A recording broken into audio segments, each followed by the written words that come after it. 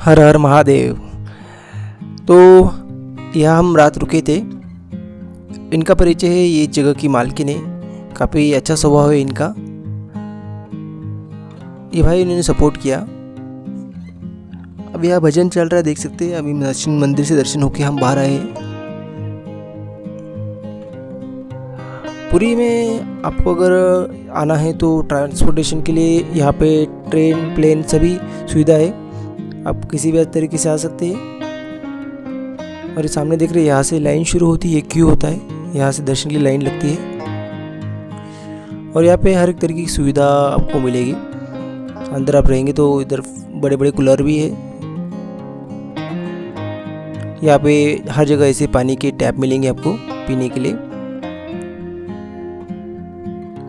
और आप यहाँ से इस तरीके से साइकिल से या आसपास अगर देखना चाहते हैं किसी जगह को तो आप देख सकते हैं। तो सुविधा से भरा है। यहाँ पे हर एक चीज़ आपको मिलेगी। 200 से 300 रुपये में आपको रूम मिल जाएंगी रुकने के लिए। फिर खाने के लिए 50 रुपये में मिल जाएगा। अगर आप अंदर जाके प्रसाद भी ले सकते हैं 50 से 60 रुपये में।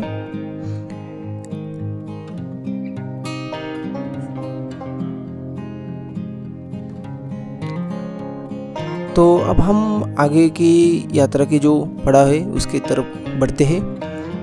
और पुरी में मुझे क्या अच्छा लगा, क्या बुरा लगा, तो इसके बारे में हम थोड़े वार्तालाप कर लेते हैं।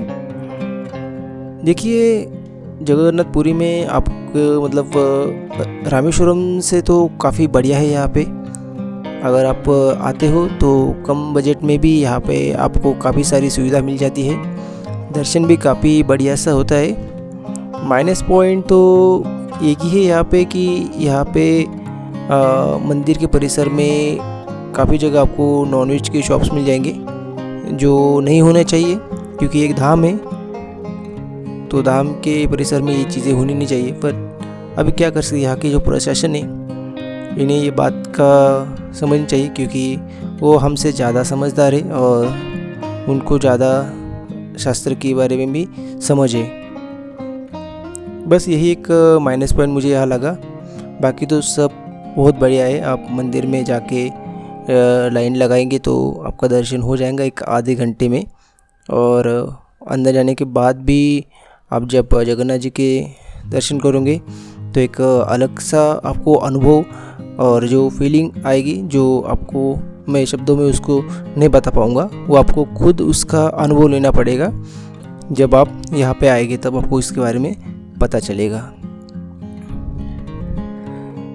इस यात्रा के दरमियान काफ़ी सारी चीज़ें मैंने अनुभव की है और आप भी कर सकते हैं। अगर आप बाय ट्रेन या प्लेन या किसी और तरीके से आते हैं तो हम किसी तरीके के जो नीचे स्तर पे जो चीज़ें होती है ग्राउंड फ्लोर पे, तो वो चीज़ें हमें पता नहीं चलती है। यहाँ के जो संस्कृति होती है, यहाँ के जो रीति रिवाज होते हैं, यहाँ के जो भाषा या फिर कोई भी पहलू होता है वो हम सही तरीके से उसे समझ नहीं पाते। जब आप पदयात्रा करते हैं या फिर साइकिल से तो ये बातें काफ़ी आसान हो जाती है समझने के लिए और हम इसे जान पाते हैं काफ़ी करीबी से। यही एक्सपीरियंस मैं अभी ले पा रहा हूँ। शुरू में मुझे लगा था कि एक जैसा ही होता है, हर एक इंसान एक जैसा होता है, हर एक इंसान की सोच भी एक जैसी होती है और तरीका जीने का, ये बातें हम एज्यूम कर लेते हैं और यही दिमाग पे रख के हम अपनी ज़िंदगी जीते हैं। पर ऐसा नहीं है। काफ़ी कुछ आपको बदलाव मिलेगा। बस आपके पास वो दृष्टिकोण होना चाहिए, वो देखने का तरीका होना चाहिए जिससे कि आप ये चीज़ें अनुभव कर सकें।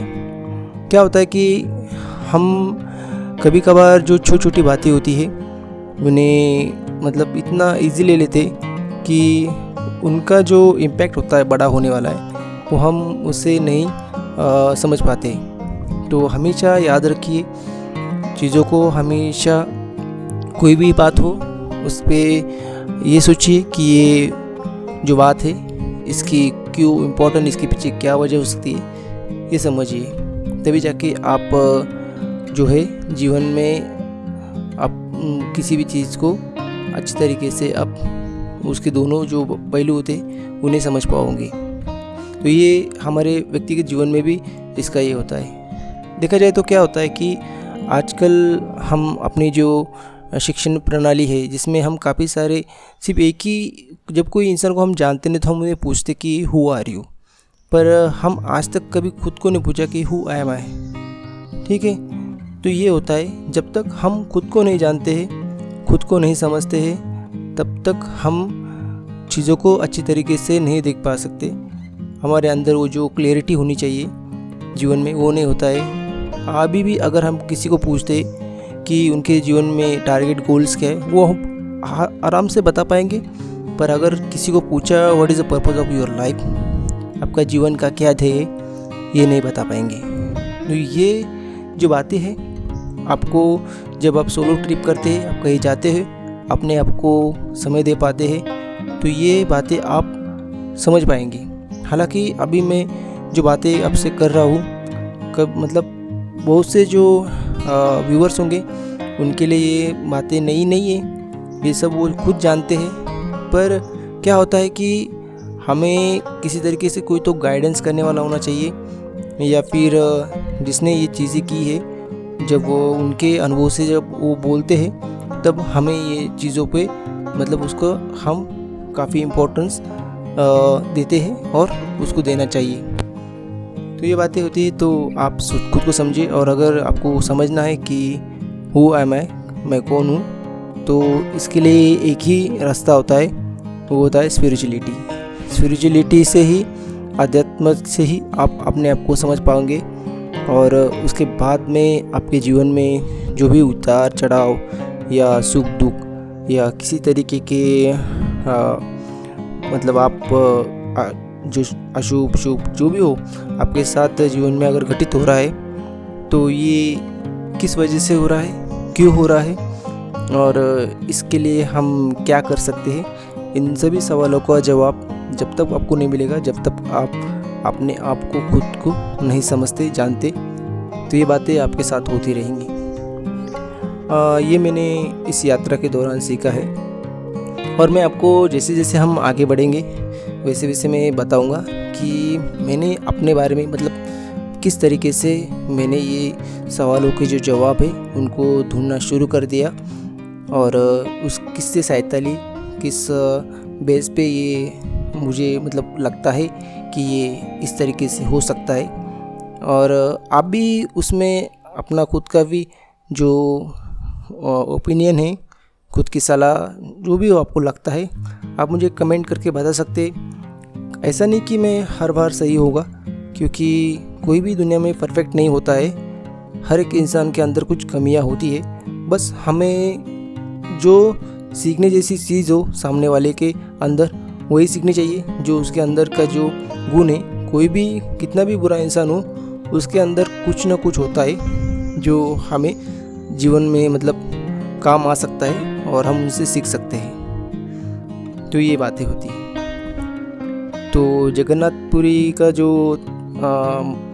दर्शन था काफ़ी अच्छा हुआ, और आपका उसके बारे में आध्यात्मिक तो आपको पता होगा कि जगन्नाथ मतलब जी है, उनके बारे में क्या स्टोरी है। मतलब उनका जो कथा है इस तरीके से कि जब श्री कृष्ण जी का मतलब अंतिम समय आया था, तो वो जब देह त्याग देने के बाद उनके जो हार्ट रहता है, हृदय, वो बचा था, और उस वक्त उन्होंने समंदर में उसको विसर्जित कर दिया था वहाँ के लोगों ने, द्वारका के। पर वहाँ से वो बहते बहते उड़ीसा में एक राजा को मिला, और राजा ने उसे जो आप देख सकते हैं जो लकड़ियाँ होती है ढांचा, उसके अंदर रख के उसका जो है प्राण प्रतिष्ठा करके वहाँ से उसकी पूजा शुरू करें। तो इसलिए जो जगन्नाथपुरी है इसे कलयुग का देवता माना जाता है।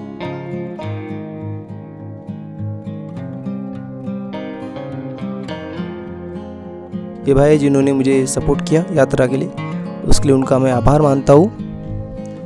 आगे जाके मुझे ये भाई भी मिले जिन्होंने मुझे यात्रा के लिए सपोर्ट किया।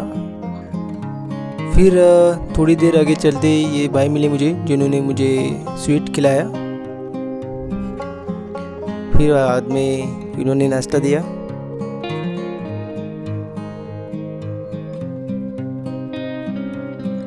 काफ़ी प्यारे लोग हैं यहाँ के, उड़ीसा के, जो आप देख सकते मुझे मतलब सपोर्ट भी कर रहे, और उसमें बाद में अपनी तरीके से मदद कर रहे जो उनसे हो सके।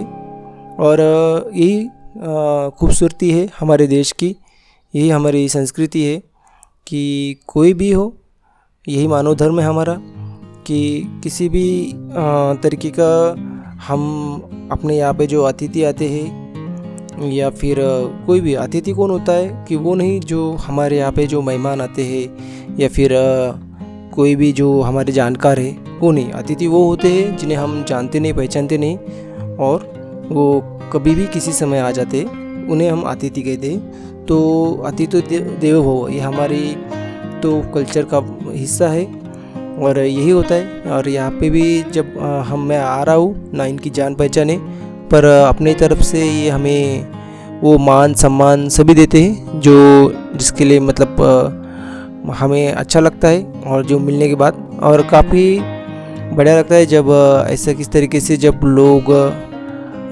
सहायता करते हैं, और इसी से यात्रा जो है हमारी मंगलमय भी होती है। और साथ ही में जो मानव के लिए, धर्म के लिए जो हम मैसेज देना चाहते वो इस वीडियो के थ्रू दे पाते हैं। तो हम बात कर रहे थे खुद को जानने के बारे में। तो इसके बारे में मैं अभी तो काफ़ी वक्त हो गया है, मैं वीडियो काफ़ी लंबा हो गया है, तो मैं इसके बारे में आपको कल बताऊंगा। कल बताएंगे कि हम शुरुआत कहाँ से करें, और हर एक वीडियो की जो श्रृंखला है उसमें मैं आपको एक बातें बताते जाऊंगा, जिससे शायद आपको भी आपके जीवन में उससे फ़ायदा हो, उस ज्ञान से। और आप भी अपनी जो लाइफ में होने वाले स्ट्रगल से उन्हें तो मतलब मैं तो बोलूँगा नहीं कि मैं ऐसा कहता हूँ कि वो आपके जीवन में नहीं रहेंगी, क्योंकि जीवन संघर्षीय जीवन होता है, तो ये बातें हम सभी को पता है। पर संघर्ष करते करते अपने आप को कैसे, खुद को किस तरीके से हम अपने आप को उसके लिए सक्षम बनाएं, वो जो शारीरिक क्षमता, मानसिक क्षमता कैसे हमारे अंदर आए, इसके बारे में हम आगे जाते हुए बात करेंगे। तो अभी ये जो कटक है यहाँ पे ही आज हम रुकने वाले हैं। तो अभी शाम हो चुकी है, संध्या का समय हो चुका है। तो आज के लिए मैं आपसे विदा लेता हूँ। कल दोबारा एक नए व्लॉग में हम मिलेंगे और आगे की आज की जो बातें हैं इन्हीं बातों को आगे बढ़ाएंगे। तो आपने अगर वीडियो यहाँ तक देख लिया है तो उसके लिए मैं आपका आभार मानता हूँ। अब और यहीं पे आज के लिए विराम देता हूँ। हर हर महादेव।